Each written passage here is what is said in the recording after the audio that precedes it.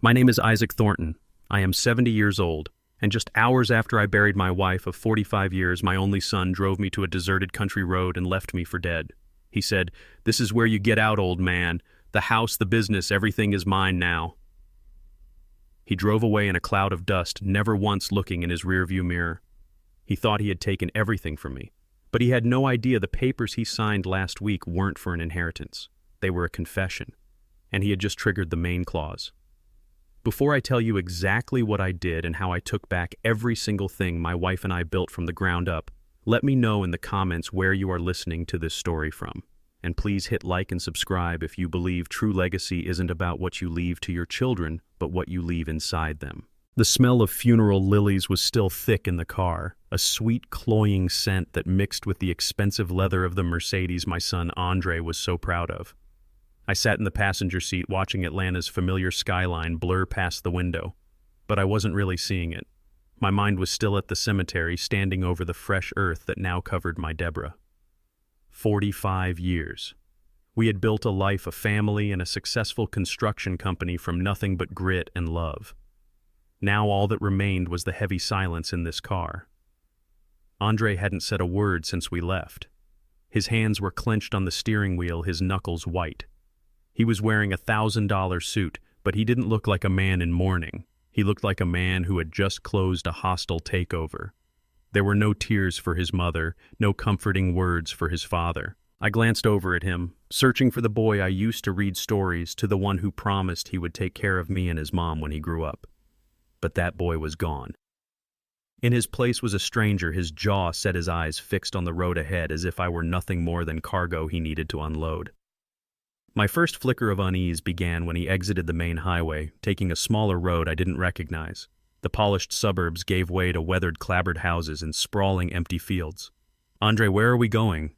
I asked, my voice sounding frail even to my own ears. "This isn't the way home." He didn't answer right away. He just gave a short, sharp glance in my direction. "It's not your home anymore," he muttered, just loud enough for me to hear. A cold dread began to pool in my stomach. He turned again, this time onto a red dirt road that kicked up a plume of dust behind us. He drove for another mile deeper into the heart of nowhere before finally pulling the car over. He killed the engine. The sudden absolute silence was deafening. "Get out," he said. His voice was flat, empty of all emotion. I stared at him, my mind refusing to process the words. "What did you say?" He turned to face me fully, and in the fading light of the afternoon, I saw the cold, hard glint in his eyes. It was an expression I had seen before on the face of his wife, Tiffany. "I said, this is where you get out," he repeated, enunciating each word. "Mom's gone. There's no reason for you to be there anymore. Tiffany and I need to start our life. The house, the company, it's ours now. You're old. It's time for you to rest." My voice was a choked whisper. "Rest here. Andre, this is the middle of nowhere. You're just going to leave me here?" A cruel smirk touched his lips. "You always taught me to be strong, Dad, to stand on my own 2 feet. Now it's your turn to practice what you preach." He unbuckled his seatbelt. "Are you getting out, or do I have to help you?" He didn't wait for an answer. He got out, walked around to the trunk, and pulled out an old canvas duffel bag with a few of my old work clothes inside. He tossed it into the dirt. "There. So you can't say I left you with nothing." The shock was so profound it felt like a physical blow, leaving me paralyzed. My son, my own flesh and blood. He opened my door and I stumbled out onto the uneven ground. He slammed it shut behind me, got back into the driver's seat and started the engine. I stood there watching through the glass as he put the car in drive. He never looked at me, not once. The car sped away, leaving me choking in a thick red cloud. As the dust began to settle, clearing my vision, the silence of the countryside rushed in. There was only the sound of the wind rustling through the tall Georgia pines. My hands were shaking. In that moment of utter despair, as the reality of my abandonment crashed down on me, a memory broke through the fog of my grief. It was from last week. Deborah lying in her hospital bed, her body frail but her eyes sharp and clear. She had gripped my hand, her strength surprising me. "Isaac," she had whispered, her voice raspy. "Listen to me. Don't trust him. He has Tiffany's eyes now. He's not our son anymore. Protect what we built. Promise me, Isaac. Promise me." I had nodded, tears streaming down my face, thinking it was the medicine talking the fear. I had promised just to soothe her. I promise, my love. I promise. That promise echoed in my mind now, not as a sad memory, but as a direct order. The initial wave of shock began to recede, replaced by something else. Something cold and hard. I looked around. I wasn't lost. In the distance, against the setting sun, I could see the silhouette of the old Shiloh water tower. I knew exactly where I was. George's farm was just 3 miles down this road. Andre had made a fatal miscalculation. He thought he was abandoning a helpless, grief-stricken old man. He didn't understand. The pain of losing Deborah combined with this ultimate betrayal didn't break me. It burned away everything soft, everything weak, leaving only a core of hardened steel. He thought he was taking everything. Instead, he had just given me the one thing I needed most: freedom. The freedom to act without worrying about hurting my family. Because that family in that cloud of dust had ceased to exist. I bent down, picked up the duffel bag, and slung it over my shoulder. He had started a war, but I was the one who was going to end it. I put one foot in front of the other. The dirt road was uneven, and the canvas bag, though not heavy, felt like a dead weight on my 70-year-old shoulder. The sun was beginning its slow descent, painting the Georgia sky in brilliant strokes of orange and purple. A sight Deborah would have loved. A wave of grief, sharp and sudden, washed over me, so powerful it almost buckled my knees.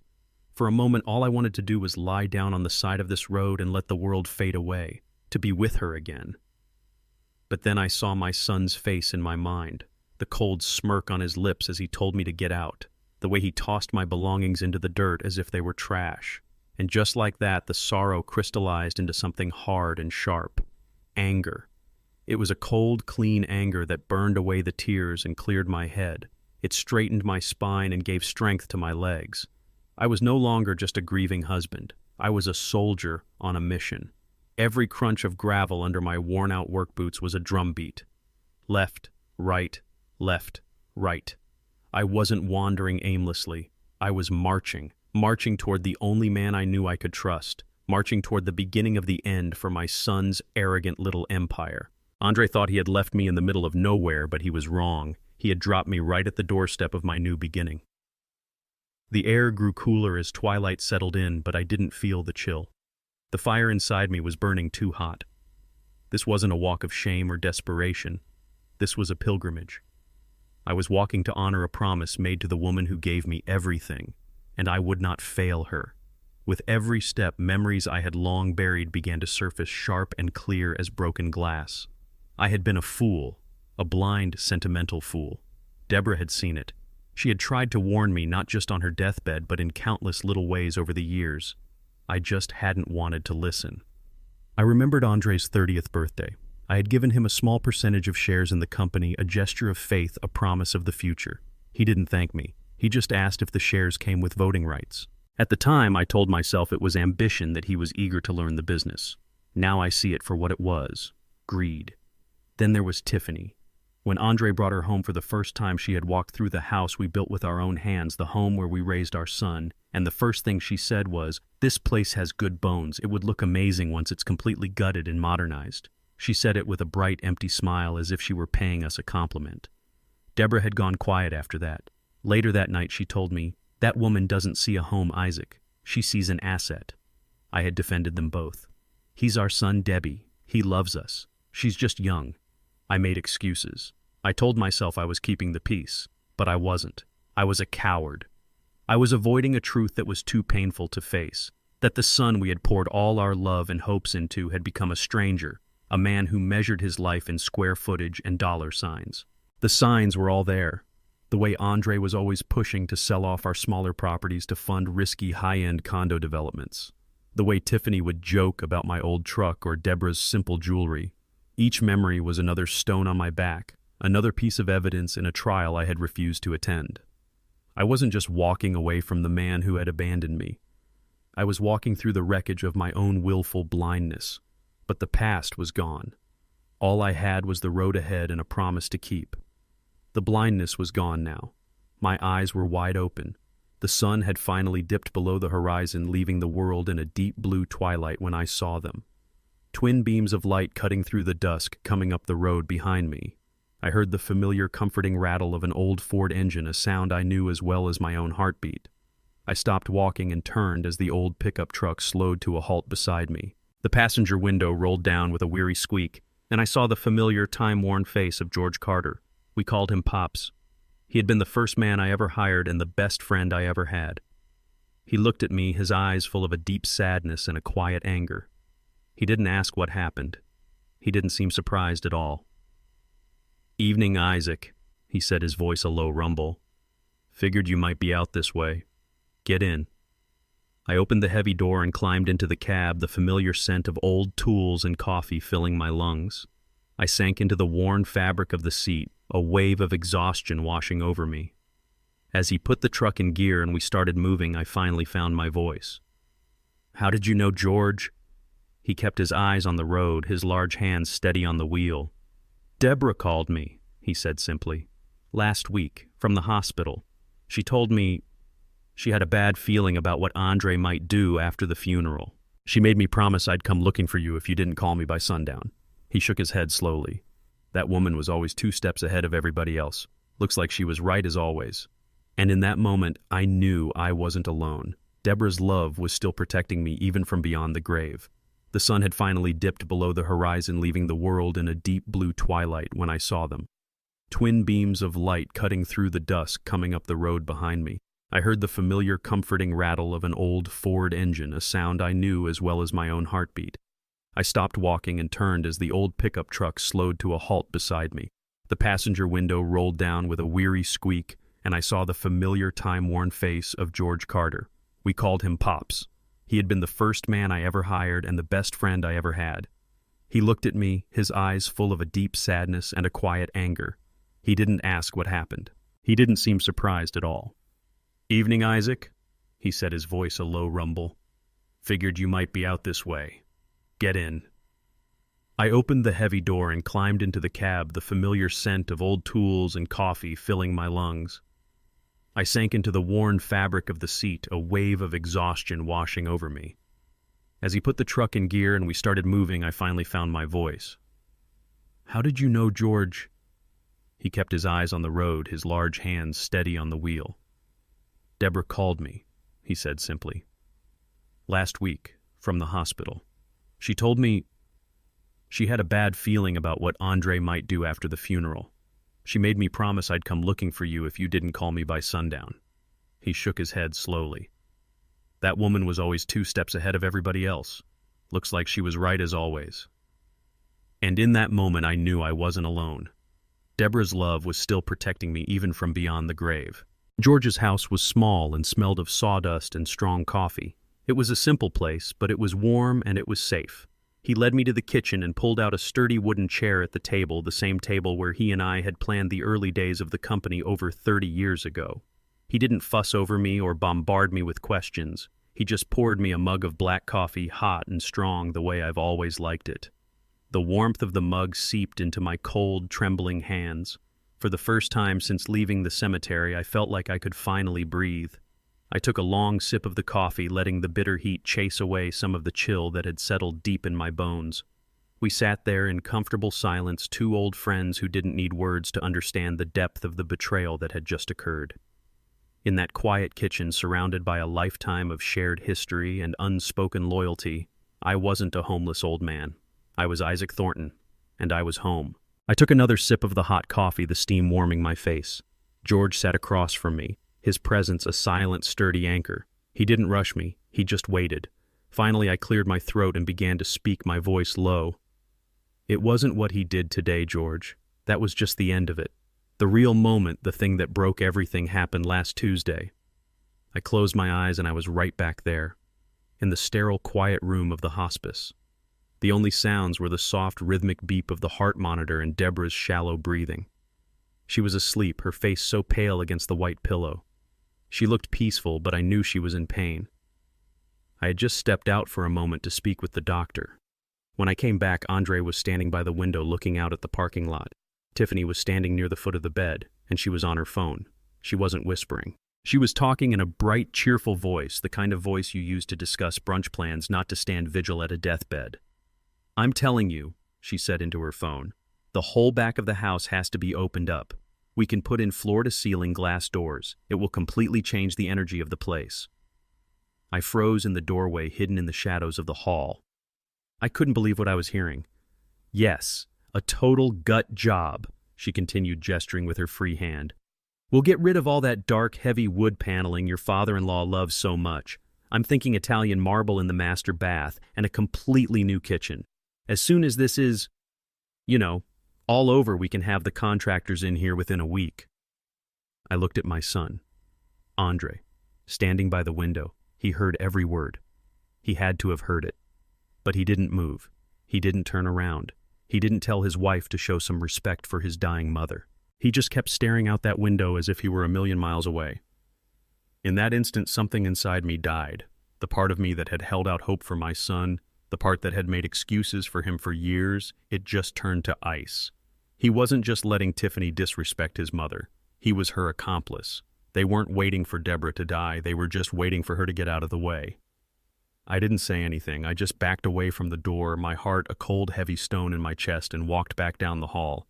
That was the moment I knew. It was no longer about saving my relationship with my son. It was about saving my wife's legacy from him, to a payphone.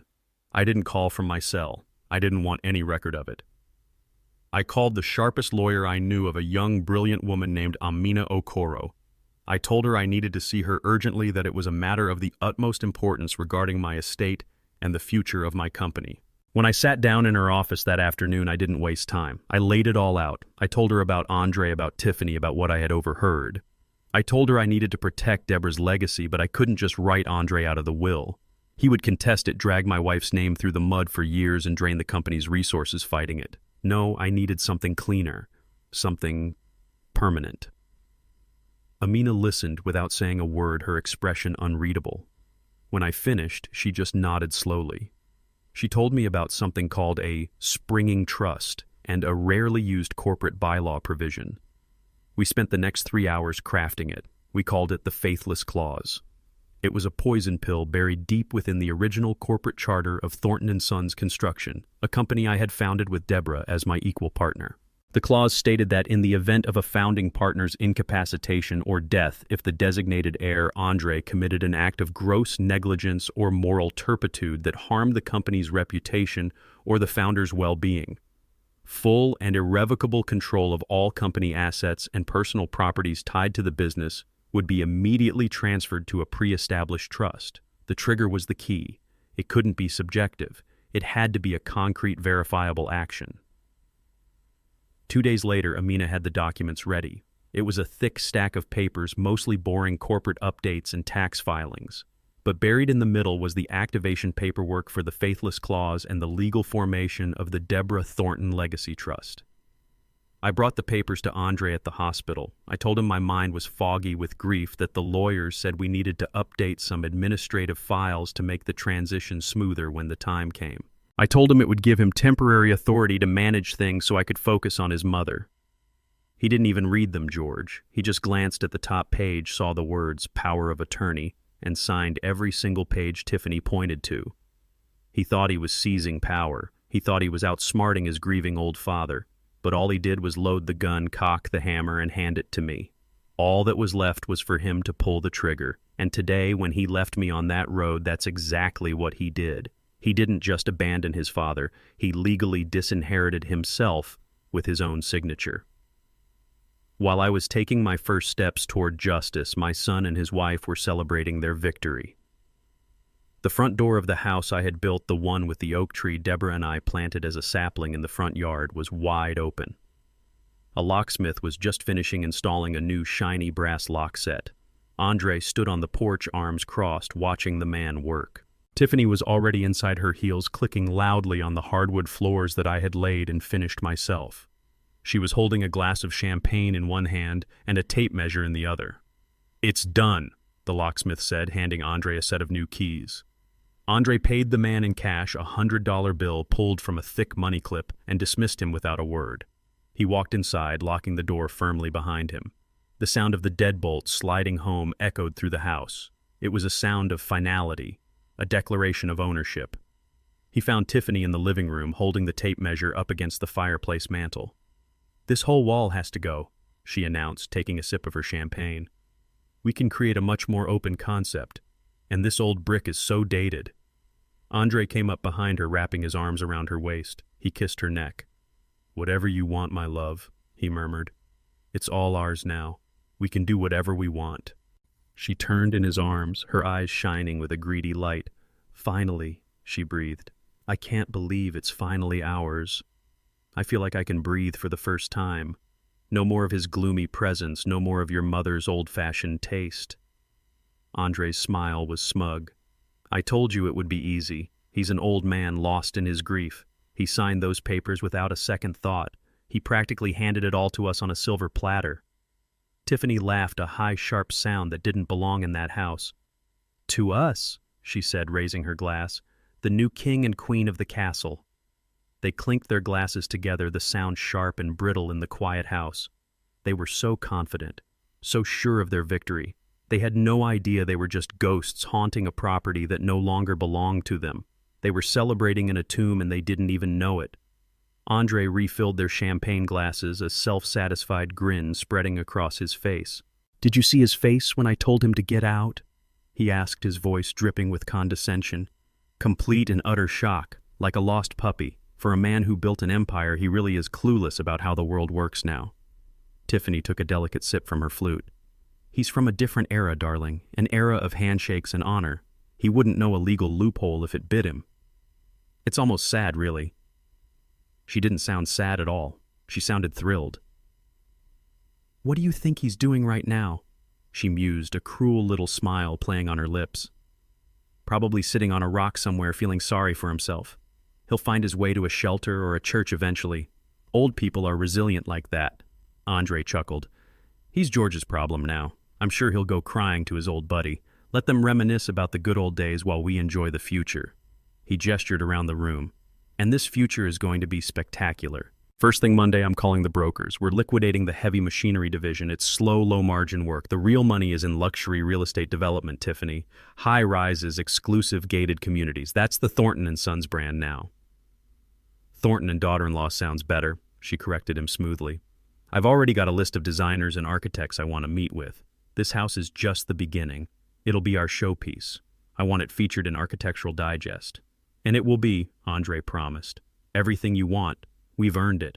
I've spent years under his thumb listening to his lectures about hard work and integrity while he let the company stagnate. He was too afraid to take the risks necessary to truly grow. He was content to be a big fish in a small pond. But I'm a shark, babe, and I'm ready to swim in the ocean." He pulled her closer. "No more living in his shadow. No more waiting for him to decide we're ready. We are ready. We've been ready for years. It's our time now." They stood there in the middle of the living room, their champagne glasses held high, two conquerors surveying their new kingdom. They were so blinded by their own brilliance, so deafened by their own self-congratulation, that they never felt the ground shifting beneath their feet. They couldn't hear the quiet ticking of the bomb they had lit with their own hands. Later that evening, Andre sat at my old oak desk in the study, the one I had used for 40 years to build our company from the ground up. He had my laptop open, scrolling through luxury watch websites. Tiffany was lounging on the leather sofa, flipping through a design magazine and circling pictures of kitchens that cost more than a small house. A soft chime announced a new email. Andre glanced at it, his expression shifting from boredom to annoyance. "What now?" Tiffany asked without looking up. "Another email from the lawyers," he sighed, leaning back in my chair as if it were a throne. "Amina Okoro's office. The subject line says mandatory meeting finalization of the Thornton estate transfer. We have to be there Thursday morning at 10. Tiffany lowered her magazine, a frown creasing her brow. "Mandatory? How inconvenient. That's the same day I have the consultation with the landscape architect. Can't you just tell them to handle it? It's just paperwork." Andre scoffed. "Apparently not. It says our presence is non-negotiable. It's just a formality, I'm sure. One last round of signing our names 100 times before we can officially wash our hands of it all. We'll go, we'll smile, we'll sign, and then we'll be completely done with the past." He clicked the email shut, dismissing it from the screen and from his mind. "Don't worry," he said, turning his attention back to the watches. "It won't take long. We'll be done in time for a celebratory lunch." They were so sure of themselves, so wrapped up in their victory that they couldn't see the summons for what it was. It wasn't an invitation to finalize an inheritance, it was an invitation to an execution, and they were walking into it willingly. The law offices of Amina Okoro were on the 40th floor of a downtown skyscraper, a world of polished glass and silent, expensive carpets. Andre and Tiffany walked in as if they owned the place 5 minutes late, with an air of bored importance. Tiffany was scrolling through her phone while Andre loosened the knot of his silk tie. They were ushered into a large conference room with a sweeping view of the Atlanta skyline. And then they stopped dead in their tracks. There, sitting at the far end of the long mahogany table, were two men, George Carter looking solid and calm in a simple, clean suit, and next to him me. I was wearing my old wedding suit, the one I had saved for special occasions.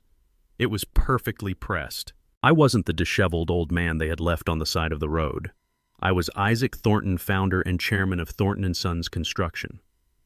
The smug confidence evaporated from Andre's face, replaced by a flash of disbelief, then anger. Tiffany's perfectly made-up face hardened, her eyes narrowing with suspicion. They looked at us as if we were ghosts who had crashed their private party. Before they could say a word, the door opened and Amina Okoro walked in. She was a vision of professional power in a sharp, dark pantsuit. She didn't smile. She simply nodded toward the two empty chairs across from us. "Mr. Thornton, Mrs. Thornton," she said, her voice crisp and clear. "Thank you for coming. Please have a seat. We have a great deal to discuss." Amina Okoro sat at the head of the table and opened a thick, leather-bound folder. The soft click of the clasp was the only sound in the room. She looked directly at Andre, her gaze unwavering. "Let me begin by clarifying the purpose of this meeting," she said, her voice cutting through the tension. "You are here today under the assumption that we are finalizing a standard inheritance transfer based on the last will and testament of your mother, Deborah Thornton. That is incorrect. We are here to discuss the execution of a primary clause within the founding corporate charter of Thornton & Sons Construction." Andre shifted in his seat, a look of confusion mixing with his annoyance. "What are you talking about? My mother's will is perfectly clear. I am the sole heir." Tiffany placed a calming hand on his arm, but her own eyes were narrowed. Amina ignored his interruption. "Your mother's will is indeed valid, Mr. Thornton. However, it only governs the assets she personally owned at the time of her death. The company and all properties tied to it are governed by this." She slid the thick folder into the center of the table. "This is the original 1983 corporate charter. I'd like to draw your attention to Article 9, Section 4, a provision your father and mother insisted upon. It is titled the Faithless Clause." A nervous energy began to fill the room. Andre started to speak, but Amina held up a hand, silencing him. "The clause is quite specific." She continued, her tone as cold and hard as steel. "It states that in the event of the death or legal incapacitation of a founding partner, myself, or Mrs. Thornton, if the designated heir, in this case you, Mr. Andre Thornton, commits a verifiable act of what the charter defines as gross fiduciary negligence or profound personal dishonor against the surviving founder, then the entirety of the heir's stake in the company, along with all associated real estate and capital assets, is immediately and irrevocably forfeited. Upon forfeiture, these assets are automatically transferred into a pre-established blind trust." Andre burst out laughing, a harsh, ugly sound. "This is insane. A personal dishonor clause. That's not a real thing. That's absurd. You can't enforce something so vague." Amina's expression did not change. "Ordinarily, you would be correct, Mr. Thornton. The language is intentionally broad, which is why the clause required two very specific conditions to be met for activation. First, a recent signed reaffirmation of the clause by the heir acknowledging full understanding of its terms. And second, the aforementioned verifiable act." She slid a single sheet of paper out of the folder and pushed it across the polished table toward Andre. It was the last page of the thick stack of documents he had signed a week ago. "I believe you'll recognize your signature, Mr. Thornton, right there at the bottom of page 17 of the administrative update, directly beneath the text reaffirming Article 9, Section 4. The color drained from Andre's face as he stared at his own signature. He had signed it. He had signed his own death warrant. Amina Okoro leaned forward slightly. "And as for the verifiable act of profound personal dishonor," she said, her voice dropping to a near whisper, "well, Mr. Thornton, That is why we have a witness. Amina Okoro's gaze was like a surgeon's scalpel, precise and unforgiving. She didn't raise her voice. She didn't need to. Her words were devastating enough. Your signature on that document, Mr. Thornton, was the first condition. The second condition, the verifiable act, has been met and thoroughly documented. She pulled a slim file from the larger folder. Exhibit A, she said, placing a notarized single-page document on the table. This is a sworn affidavit from one of the hospice nurses who was attending to your mother, Mrs. Deborah Thornton, on the afternoon of Tuesday, October 21st. In it, she testifies that she overheard Mrs. Tiffany Thornton on a phone call standing at the foot of your mother's bed, loudly discussing plans for a total gut job renovation of the family home, including the installation of floor-to-ceiling glass doors and Italian marble. The nurse states she found the conversation so inappropriate that she documented it in her personal log. Tiffany let out a small, strangled gasp, her face turning a pale, chalky white. That's a lie. She's misrepresenting a private conversation. Amina simply raised an eyebrow. Is she? Then let's move on to Exhibit B. She produced another document, this one a printout of financial records. These are server logs from the Thornton & Sons corporate bank accounts time-stamped Wednesday morning, the day after you signed the administrative papers, Mr. Thornton. They show multiple failed attempts to initiate a wire transfer of $250,000 from the primary operating account to a new private account. An account, I might add, that was opened in your name just last month. Your father's signature is still required for any transfer over $50,000. It seems you were testing the limits of the authority you thought you had acquired. Andre stared at the paper, his jaw working silently. He looked trapped. That was just a preliminary step. To move funds for a new project. He stammered, his voice weak. A project your father had no knowledge of. Amina finished for him. She then turned her gaze to George, who had been sitting silent and stoic this whole time. And finally, Exhibit C. She slid a third affidavit across the table. This is a sworn statement from Mr. George Carter. In it, he testifies that, as per a request from the late Mrs. Thornton, he located Mr. Isaac Thornton last Saturday evening, walking alone on a rural road 6 miles outside of Shiloh. He testifies that Mr. Thornton had no phone, no wallet, and had been left there by his son Andre Thornton immediately following his wife's funeral. Amina leaned back in her chair. Her work was done. Abandonment of a vulnerable elder, Mr. Thornton. That, combined with your premature and unauthorized attempt to seize company funds and your wife's blatant disrespect for your dying mother, more than satisfies the Charter's definition of profound personal dishonor. The faithless clause has been legally and irrevocably triggered. The silence that followed was absolute. It was heavier than the grief at the funeral, thicker than the tension in the car. It was the sound of a world ending. Andre and Tiffany just stared, their faces frozen in a state of utter disbelief. It was as if Amina had spoken in a foreign language they couldn't comprehend. Finally, Andre shook his head, a small jerky movement. No, he whispered. No, that's not possible. You're bluffing. Amina Okoro did not react. She simply stated the fact, her voice devoid of any emotion, as if she were reading a weather report. It is not only possible, Mr. Thornton, it is done. As of 9 a.m. this past Sunday, approximately 48 hours after the clause was triggered by your actions, the transfer was automatically executed as per the legal framework you yourself authorized. She paused, letting the weight of her words settle in. Therefore, she said, her voice dropping slightly, becoming even more precise, to be perfectly clear, 100% of the controlling shares of Thornton & Sons Construction, the residential property located at 14 Oakwood Avenue, including the house and all its contents and all associated capital holdings, vehicles, and financial accounts, have been legally and irrevocably transferred. Tiffany finally found her voice a high-strained sound. Transferred to who? To him! She shrieked, pointing a trembling finger at me. Amina gave a slight shake of her head. No, Mrs. Thornton. Your father-in-law is not the beneficiary. As I stated, the assets were transferred into a trust. Andre slammed his hand on the table, his face a mask of fury and confusion. What trust? What are you talking about? Who controls this trust? Amina. Okoro looked at him, her expression unreadable. The Deborah Thornton Legacy Trust, she said, her voice calm and steady. And as per its charter, its sole beneficiary is a local nonprofit organization that builds affordable housing for underprivileged families.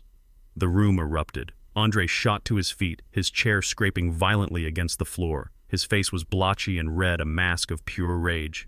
"This is a joke, it's a trick," he screamed, pointing a shaking finger at me. "You put her up to this. You're a senile old man. You're not competent to make these decisions. We'll fight this. We'll prove in court that you manipulated my mother." Tiffany, recovering from her initial shock, stood beside him, her voice a sharp, venomous hiss. "You'll be hearing from our lawyers," she spat, her eyes darting between me and Amina. "We will sue you for everything you have. We'll sue this entire firm for malpractice. We'll drag this out for a decade if we have to. You will not get away with stealing our inheritance." They were like cornered animals, lashing out with threats and accusations, their composure completely shattered. All their careful planning, all their smug confidence had dissolved into pure raw panic. They were loud, they were threatening, and they were completely powerless. George and I remained silent. We didn't need to say a word. We just watched them unravel. Amina Okoro didn't even flinch. She simply waited for their outburst to subside, her hands resting calmly on the folder in front of her. When they finally paused to take a breath, she looked at them with an expression of mild pity. "You are, of course, free to pursue any legal action you see fit," she said, her voice still perfectly level. "However, you should know that the trust is ironclad, and there is one more detail you seem to be missing." Andre let out a bitter, mocking laugh. He was still standing, leaning on the table, a wild look in his eyes. "Oh, and what detail is that? That we have to let him keep his old fishing photos? That we have to pay for his nursing home?" "Don't worry, we won't. You've taken the company, what more could there possibly be?" He still didn't get it. He was like a man who had been shot but hadn't yet realized the wound was fatal. He thought the fight was about the assets. He didn't understand that the battle was already over and he had lost before he even knew he was fighting. Amina Okoro's expression was patient, like a teacher explaining a difficult concept to a particularly slow student. "It's a matter of fiduciary duty, Mr. Thornton," she said, her voice even. "The Deborah Thornton Legacy Trust is now a legal entity with a very specific, legally binding mandate. That mandate, as outlined in the document your mother and father drafted years ago, is not to manage a construction company. The Trust's board members are philanthropists and financial managers, not contractors. Their legal obligation, their only obligation, is to maximize the financial value of the Trust's assets to best serve its sole beneficiary." Tiffany, who had been silent until now, spoke up. Her voice was thin, nervous. "Maximize its value. What does that mean exactly?" For the first time, a flicker of genuine, intelligent fear appeared in her eyes. She was beginning to see the shape of the trap they were in, even if Andre couldn't. "It means," Amina said, pausing for a fraction of a second to let the weight of her next words sink in, "that the board has no interest in, nor the legal standing to operate Thornton & Sons Construction. Their duty is to convert the physical assets of the company into liquid capital as efficiently and profitably as possible. Therefore, the Trust's board convened an emergency session this past Monday morning. After reviewing the company's valuation, they voted unanimously to execute their primary directive." Amina looked from Andre to Tiffany, ensuring she had their complete undivided attention. "They made the decision to liquidate the company." The word hung in the air. Liquidate. It was a word of finality, of destruction. Andre actually smiled, a broken, triumphant sneer. "So that's your endgame," he hissed at me. "You'd rather burn it all to the ground than let me have it. You destroyed your own life's work. Everything you and Mom built just out of spite. You've lost everything. You're a pathetic, bitter old man who has nothing left." This was the moment he had been waiting for, he thought. The confirmation that he had hurt me, that he had pushed me to self-destruct. He believed he had won a moral victory, forcing my hand to destroy my own creation. He was wrong. It was then, for the first time since the meeting began, that I spoke. My voice was quiet, but it cut through his rant like a razor. "Not everything, son." Andre stopped, confused. Amina Okoro provided the final, devastating clarification. "Your father is correct," she said. "The trust did not sell the assets piece by piece. That would have been inefficient. Instead, they sold the company as a whole. All of its assets, its equipment, its existing contracts, the brand name, and all associated goodwill. It was all sold in a single private transaction that was finalized yesterday afternoon." She paused, picking up one last sheet of paper. "It was sold for the symbolic price of $1 to a new private investor." Andre stared blankly, his mind struggling to process the information. A private investor, he repeated, his voice barely a whisper. What investor would buy a construction company for $1? He was looking for a loophole, a trick, a path to fight back. He was looking for an enemy he could understand, a corporate rival or a vulture capitalist. He was not prepared for the truth. Amina Okoro gave a small, almost imperceptible nod in George's direction. The new owner wanted to be present for this meeting, she said simply. He felt it was important to witness the transition in person. Slowly, deliberately, George Carter reached into the inside pocket of his simple suit jacket. He pulled out a worn leather wallet, and from it he took a single crisp $1 bill. He placed it gently in the center of the vast, polished table. The silence was deafening. Then he reached into his pocket again and produced a folded set of documents, placing them next to the dollar. It was the bill of sale, signed and notarized. Mr. Andre Thornton, Mrs. Tiffany Thornton, Amina said, her voice formally concluding the proceedings. Allow me to introduce you to the new chairman and sole proprietor of the company you once thought you would inherit. George finally looked directly at Andre, his expression not of triumph but of a deep, weary gravity. Hello, Andre, he said, his voice calm and steady. It seems things have changed. I'll be taking over operations on Monday morning. We can discuss your future employment then, if there is one. The finality of those words spoken by that man was the blow that shattered them completely. Andre stared at George, his mouth hanging open, his mind finally comprehending the full, devastating scale of his defeat. He had not just been outmaneuvered. He had been humiliated. He had lost his entire world to the one man he had always considered to be nothing more than his father's old loyal dog. The sight was too much for Tiffany. All her dreams of Italian marble and architectural magazines dissolved into nothing.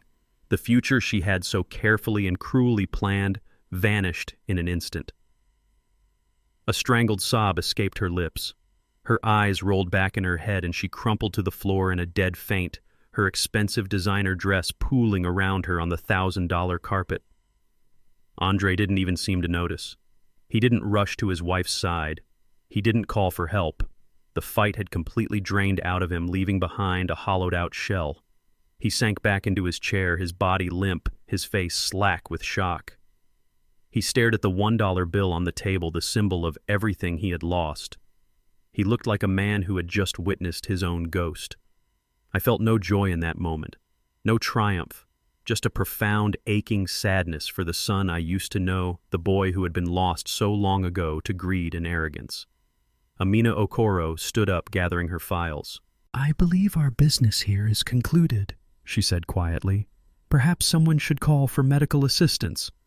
George and I stood up to leave while Amina's assistant was quietly calling for a paramedic for Tiffany. As we walked toward the door, a desperate, broken voice called out from behind me. Dad, wait! I turned. It was Andre. He had stumbled out of the conference room, his face pale and tear-streaked, his expensive suit rumpled. The arrogant man who had left me on the side of a road was gone. In his place was a desperate, pleading child. He rushed forward and grabbed my arm, his grip surprisingly strong. Dad, please, he begged, his voice cracking. You can't do this. Please, this is our family. Everything you and Mom built. You can't just give it all away to him. He gestured wildly back toward the room where George was now standing, watching us with a somber expression. I'm your son, your blood. I made a mistake. I was wrong. I was stupid. But you can't throw me away like this. We can fix it. Call it off. Tell the lawyer it was all a misunderstanding. We can work something out. Please, Dad, don't do this to your own son. He was crying now ugly, desperate sobs. But they were not tears of remorse for what he had done to me or for the disrespect he had shown his mother. They were tears of self-pity, the tears of a spoiled child who had finally had his favorite toy taken away. I didn't pull my arm away. I just stood there looking at the man my son had become, and I let him say his piece. I owed it to the memory of the little boy I once loved to listen to his final pathetic plea. I looked down at his hand on my arm, then back up to his tear-streaked face. For a moment I saw the little boy who used to fall asleep on my lap, the teenager I taught how to drive, the young man I proudly stood beside at his college graduation. All those memories flashed through my mind, and the pain of what I had to do was immense. But it was a necessary pain. Gently, but with a firmness that left no room for argument, I removed his hand from my sleeve. "You are my son, Andre," I said, my voice quiet and heavy with a sorrow that felt ancient. "You are my only son, and that is why this is the hardest thing I have ever had to do. But you are wrong. I am not throwing you away. You threw yourself away." His face contorted in confusion. "What are you talking about? I made a mistake. I can fix it." "No," I said, shaking my head slowly. "You don't understand. This isn't about the money. This isn't about the company or the house or the things you wanted. It was never about those things. This is about your mother." I took a breath, the memory still so sharp it felt like a knife wound. The son I raised, the boy that Deborah and I poured our lives into, that boy would have defended his mother's honor with his last breath. He would never, ever have stood silently in a room while his wife planned to tear down his mother's home over her dying body. My son would have roared like a lion. But you, Andre, you stood there and said nothing. In that moment, watching you by that hospital window, I realized the son I loved was already gone. I grieved for him then, and I will grieve for him for the rest of my life. The man standing before me now, begging for an inheritance, is a stranger to me. "You don't understand what you've done," he sobbed. "You destroyed our legacy." "No," I corrected him gently. "You have confused legacy with assets. The buildings, the trucks, the money in the bank. Those are just assets. They are the shell. Anyone can own them. But a legacy is different. A legacy is the soul. It's the 45 years of sacrifice your mother and I put in. It's the respect we earned from our employees, men like George, who you threw away like trash. It's the integrity of our name. That is the legacy, and it was a legacy you had no interest in preserving. You and your wife just wanted the shell so you could gut it and fill it with your own empty, expensive things. I didn't take anything from you today, Andre, because you cannot lose something you never truly valued. This wasn't an act of revenge. This was a promise I made to your mother, a promise to protect the soul of her life's work. And my promise to her is more sacred than my biological connection to the stranger you have become. I looked at him one last time, my heart aching with the ghosts of 1,000 happy memories. The father in me wanted to pull him close to tell him it would all be okay to fix what was broken. But the husband in me, the man who had made a sacred promise to his wife, knew that some things were too broken to ever be fixed. There was nothing more to say. I had spoken my truth. I had honored my promise.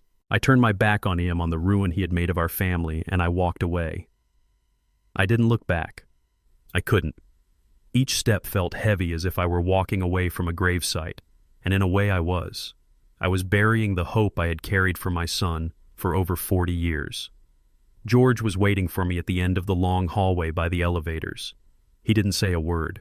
He just put a large, comforting hand on my shoulder. We stood there for a moment, two old soldiers at the end of a long and terrible war. I could feel Andre's eyes on my back, but I did not turn. The elevator doors opened with a soft chime, and we stepped inside. As the polished steel doors slid shut, sealing me off from the man who was once my son, I knew it was truly over. I hadn't just won a battle for a company. I had closed the final chapter of a life that no longer existed. 6 months passed. The chill of that autumn day in the lawyer's office faded, replaced by the warmth of a Georgia spring. The world kept turning, but my world had been completely reborn. The company that had once been Thornton & Sons was now Carter & Thornton Legacy Builders. The old pretentious sign Andre had installed was gone. In its place was a simple, hand-painted sign that George and I had made ourselves. The change was more than just in the name. It was in the air. The frantic, anxious energy of Andre's relentless push for profit was gone. In its place was the steady, satisfying hum of real work of purpose. The yard was filled with the sound of saws, of hammers, of men laughing and calling out to each other. It sounded like it used to back in the early days when Deborah would bring us lunch in a wicker basket, and all we had was a dream and a single beat-up truck. I wasn't the chairman anymore, sitting in a big office reviewing spreadsheets. I was back where I belonged. Most days you could find me on site, a tool belt around my waist, my old work boots covered in sawdust. My hands, which had grown soft behind a desk, were calloused again, and it felt good. George was the heart of the operation, managing the commercial contracts that kept the lights on. But our purpose had changed. We were no longer just building structures of steel and glass. We were building something far more important. We were building futures. I was no longer an owner, but a mentor, a teacher, a guardian of a legacy. The company was smaller now, but it felt bigger than it ever had before. It had a soul again. It had my wife's soul. The profits from our commercial jobs, the ones that paid the bills, were now funneled directly into our new mission, the Legacy Builders Apprenticeship Program. We weren't just hiring experienced workers anymore. We were creating them. We went to community centers and churches in the toughest neighborhoods in Atlanta, the places Andre and Tiffany wouldn't even drive through. We found young men and women who had been forgotten kids who had dropped out of school, some who were already on the wrong side of the law. We found kids who were full of fire and potential, but had never been given a single chance to prove it. We offered them more than a job. We offered them a trade, a future. We taught them everything. How to frame a house, how to run electrical wiring, how to lay brick with precision and pride. I taught them the way my own father had taught me, with patience and respect. I showed them that the work of their hands had value, that creating something solid and real from a pile of lumber and a set of blueprints was a kind of magic. We paid them a fair wage while they learned, and we partnered with the local community college so they could earn certifications alongside their on-the-job training. It wasn't charity, it was an investment in the community that had given me and Deborah our start all those years ago. Andre had wanted to build exclusive condos that walled people out. We were now building affordable quality homes for the very nonprofit that owned our old company, creating communities that brought people in. It was hard work. Some of the kids had never held a hammer before. They made mistakes, but they learned. I watched a young man named Marcus, who had been arrested twice for petty theft before he was 18, discover he had a natural gift for intricate carpentry. I saw the look of pride on his face the first time he perfectly hung a door on a house that a single mother and her 2 kids would soon call home. That look on his face was worth more than any luxury condo Andre could ever have built. This was the legacy Deborah would have wanted. She always used to say that the strongest foundations aren't made of concrete but of community. She believed in giving people a hand up, not a handout. Every beam we raised, every wall we framed was a testament to her spirit. We weren't just building houses. We were rebuilding lives. We were proving that a company's worth isn't measured by its profit margin, but by the positive impact it leaves on the world. This was the true meaning of Thornton & Sons. Not the name on the sign, but the values we built into every single project. "Watch your level, son," I said, my voice low and steady. I was kneeling on the ground next to Jamal, a 17-year-old with more fire in his eyes than I had seen in years. He was carefully applying mortar to a brick, his brow furrowed in concentration. "Don't rush it. The house is only as strong as the straightest line." He nodded, not taking his eyes off his work. He gently tapped the brick into place with the handle of his trowel, then checked it with the level. A slow smile spread across his face as the bubble floated perfectly in the center. "Got it," he said, a quiet pride in his voice. I smiled back. "Good. Now do that 1,000 more times." As I watched him, my hands covered in the familiar grit of mortar suddenly felt like they were 30 years younger. The memory hit me with the force of a summer storm. It was me and Deborah on a patch of empty land with a pile of bricks and a dream. We were laying the foundation of our first home. I remember her laughing, a smudge of mortar on her cheek as she tried to lay a brick straight. "Like this, Isaac?" she had asked, her eyes sparkling with joy. I had put my hands over hers, guiding the trowel. "Just like that, my love," I had whispered. "We're not just building a house, Debbie, we're building our future one brick at a time." We were so young, so poor, and so full of hope. We didn't have any money, but we had each other, and we believed in the work of our own 2 hands. Jamal's voice pulled me back to the present. "Mr. Thornton, you okay?" I looked at him, and in his focused, determined face I saw a reflection of that same hope. "I'm more than okay, son," I said, my voice thick with emotion. "I'm right where I'm supposed to be." As the sun began to set, casting long shadows across the construction site, the day's work came to an end. I watched as the young apprentices packed up their tools, their tired but satisfied chatter filling the air. They were good kids. They were learning. They were building something. I drove home not to the large, empty mansion that Tiffany had so coveted, but to a small, modest bungalow on the outskirts of town. It had a porch swing and a garden where I was trying to grow tomatoes just like Deborah used to. I sat on the swing, a cup of hot coffee in my hands, and watched the last rays of sunlight fade from the sky. The house was quiet, but it wasn't a lonely quiet. It was a peaceful silence, the silence of a man who was at ease with himself and his world. I no longer had millions in the bank. I no longer had a company with my name on it. Andre and Tiffany had taken all of that. But as I sat there listening to the sound of crickets starting their evening song, I realized I was the richest man I had ever been. They had taken the assets, but they had left me the legacy. And in that quiet, humble place, I finally understood the difference. I was at peace. It's funny how things turn out. I'm sitting here on the porch of my little house watching the fireflies start their nightly dance. A year ago, I was a millionaire. I was the owner of a large, successful company. I had a big, beautiful house filled with expensive things. And I was one of the loneliest, most miserable men on earth. My son, the person I thought would carry on my life's work, saw me as nothing more than an obstacle, a relic to be discarded. He thought that by leaving me on that road, he was taking my world. He had no idea he was giving it back to me. He took the house, but he left me a home. He took the company, but he left me my purpose. He took the money, but he left me my soul. It's a strange thing to be grateful for a betrayal, but I am. That single cruel act forced me to see the truth I had been avoiding for years. It forced me to choose. And I chose my wife. I chose our memory. I chose the values we built our lives on, not the fortune we accumulated along the way. I don't know what happened to Andre and Tiffany.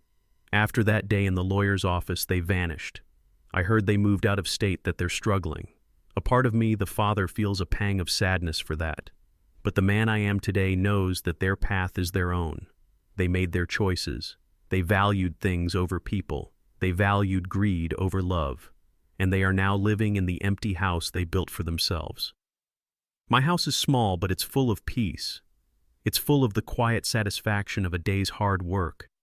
It's full of Deborah's memory, a presence that is more comforting and real than any physical possession. They thought they were leaving an old man to die. Instead, they set me free. My son never understood the difference between assets and a legacy. He saw the trucks, the buildings, the bank accounts. He saw the tangible things, the assets, and he wanted them. He thought that by owning them, he would own our success. But he was wrong. Assets are just things. They can be bought, sold, or stolen. They have no memory, no soul.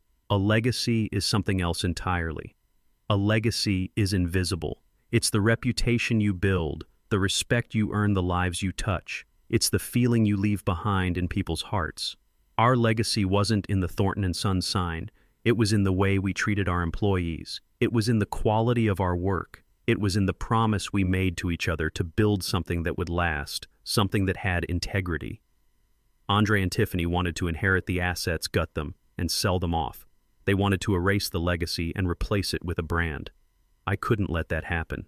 The apprenticeship program, these young kids learning a trade, building homes for families who need them, that is the legacy. It's taking the strength and success we built and passing it on, not as a pile of money, but as an opportunity, a chance for a new generation to build their own futures. That is a living legacy. It breathes, it grows. It's something that can't be bought or sold. It can only be earned. And it's a legacy I am proud to be a part of. It's the only inheritance that truly matters.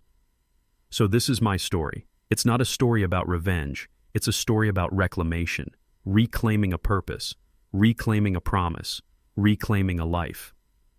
The road Andre left me on wasn't an ending. It was a crossroads. It forced me to choose which path to take, the path of bitterness and anger, or the path of grace and purpose. I chose purpose, and it has led me here to this porch, to this peace. As I look out now in the distance, I can see the lights of the new community center we're building. I can almost hear the sounds of the hammers that will start again tomorrow morning. It's the sound of a new beginning. My son tried to take my future. Instead, he gave me a new one, a better one. A future built not on the name Thornton & Sons, but on the enduring spirit of Isaac and Deborah. A future built one brick at a time with honesty, with integrity, and with love. And that is a legacy that no one can ever take away. This whole experience taught me a powerful lesson. For years I thought my duty as a father was to provide a fortune for my son to inherit. I was wrong. The greatest inheritance we can leave our children is not our wealth, but our values. True strength isn't found in a bank account, but in the integrity of your word and the respect you earn through your actions. Sometimes protecting what you've built requires you to let go of the very people you built it for, especially when they seek to corrupt its soul. It is a painful, heartbreaking choice, but it is a necessary one.